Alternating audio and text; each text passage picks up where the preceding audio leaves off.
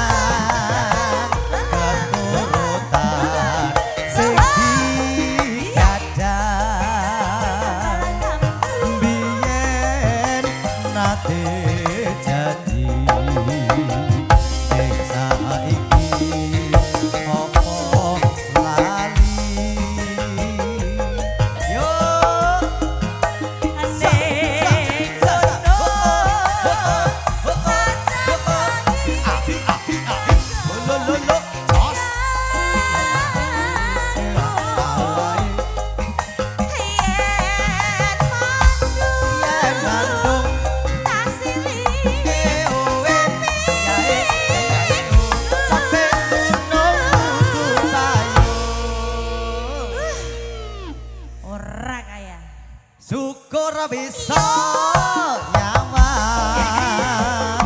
gunung desa dadi raja apene ora ilang gone padha lara apa